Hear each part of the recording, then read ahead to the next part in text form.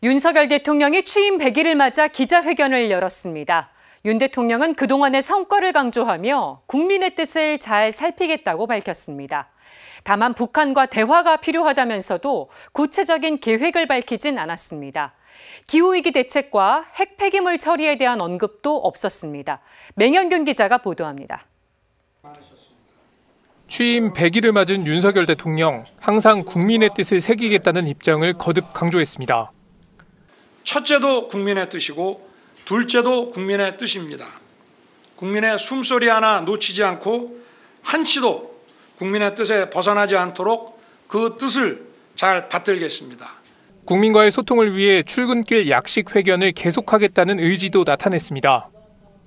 결론부터 말씀드리면 계속하겠습니다. 제 있는 그대로의 모습을 보여드리고 비판을 받는 그런 새로운 대통령 문화를 만들어내는 과정이기 때문에. 하지만 지지율 하락 원인을 묻는 질문과 인적쇄신 관련 질문에도 구체적인 답변을 하진 않았습니다. 가톨릭교회 주요 관심사항 가운데 하나는 한반도 평화입니다. 윤 대통령은 북한과의 대화와 단계적 지원에 대해서는 의지를 보였지만 구체적인 계획까지는 언급하지 않았습니다. 의제를 먼저 우리가 주어야 저쪽에 답변을 기다릴 수 있고 앞으로도 의미 있는 우리 한반도 평화 정착에 필요한 그러한 의미 있는 이런 회담 내지 대화가 가능할 것으로 생각합니다.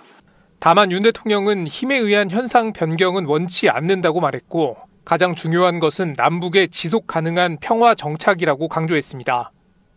한국이 핵무기를 보유해야 하는지 견해를 묻는 질문에는 NPT 핵 확산 금지 조약 체제가 항구적인 세계 평화에 매우 중요하고 필수적인 전제라고 생각한다고 답했습니다. 교황청은 NPT 창립 멤버입니다.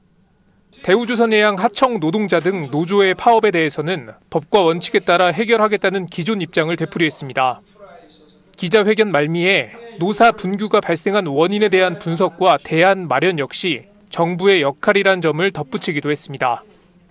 그런 분규가 발생한 그 원인에 대한 정확한 분석과 거기에 대한 그 대안 마련 역시도 정부가 함께 해나가야 된다고 생각합니다.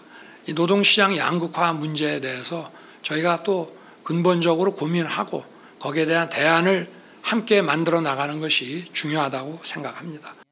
프란치스코 교황은 경제는 효율성만이 아니라 인간에 봉사하는 경제여야 함을 지속적으로 강조합니다.